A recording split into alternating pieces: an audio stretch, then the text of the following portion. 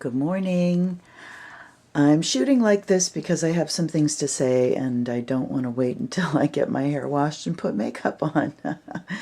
And I don't want to subject you to my reality right now, but I'll subject you to this reality. Here's my woods. This is what I look at when I'm working every day. And down there, there's a suet cage. Let's see if I can zoom in on it for you right there. And many birds and many squirrels. Squirrels hang out on that cage upside down and eat.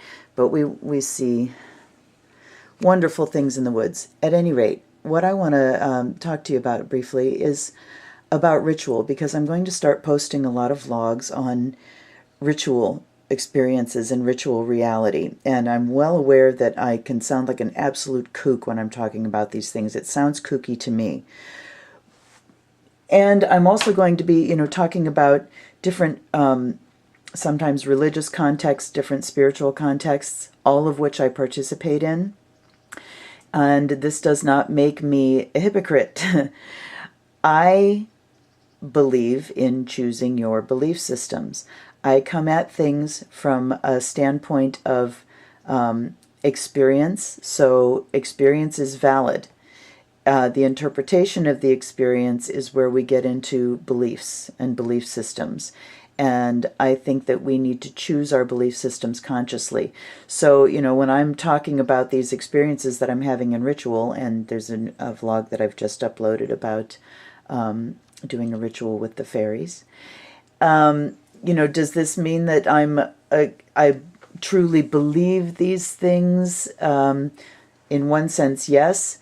But I also take an objective stance to subjective experience. Subjective experience is incredibly valuable. It's, it is our experience as human beings. And I think sometimes when we get too far down on the side of scientific proof, we start to negate subjective experience, and that's impossible, because everything that you take in through your senses is subjective, and that is our experience of the world.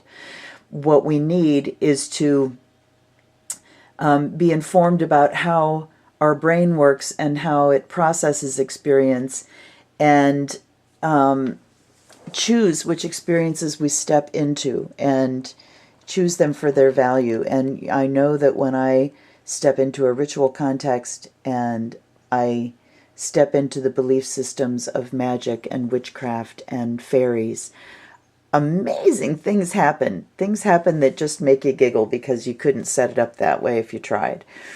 And something deep inside me shifts. Things inside me shift. My moods shift. I can change something if I'm in a stuck place. I can get to an unstuck place, and I can make it shift by stepping into certain contexts and engaging in certain magical behaviors. Why these things work, particularly magic and spell work, is because what you're doing is you're manipulating symbols.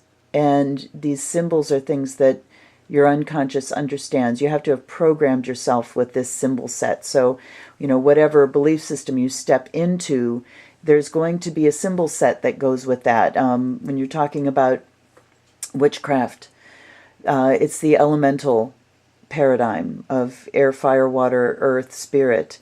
And, depending on which particular traditions you've studied, there are other things that go along with that. The paradigms, are a little different in some contexts. But you're working with a symbol set that you have programmed your unconscious mind with, and so you can have a dialogue and you can reach in and change things in that unconscious level, which is where your behavior springs from. It's where everything is programmed. That's where your foundation is.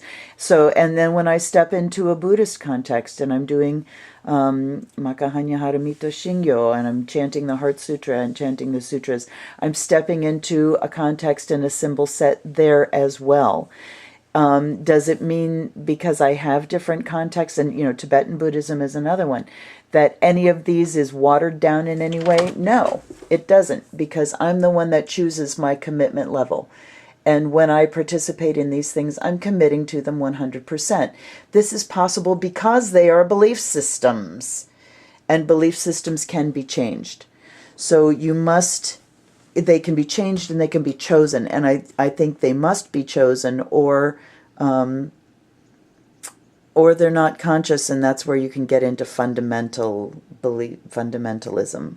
So, belief systems that are given to you through your family of origin, that are inherited kind of by osmosis, those are the belief systems that we don't question. And then, we're taught not to question them.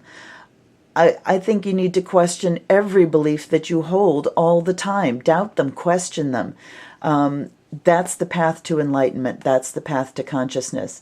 But the path to consciousness does not mean that you have to think about everything with your left brain, and that you cannot step into the realm of magical, subjective experience. You absolutely can. You can have them both. You can have enlightenment and you can have magic. You can have objectivity and you can have miraculousness, without proof. So you can do these things. And I'll leave you with that. I'll leave you with looking at our woods. Once again, we're turning the corner into spring. And we watch hawks.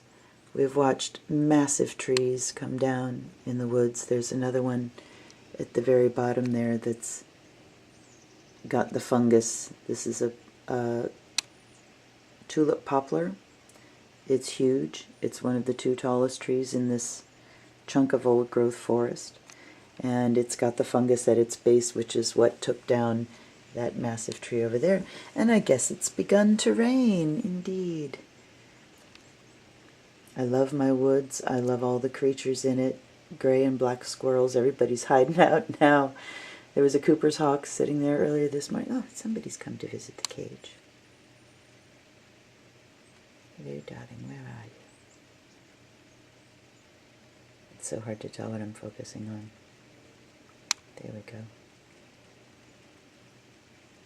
Someone's come to visit. We've had a couple dozen goldfinches at one time here. Anyway, it's a wonderful, wonderful thing. More vlogs to come. I'll talk to you later. Blessed be.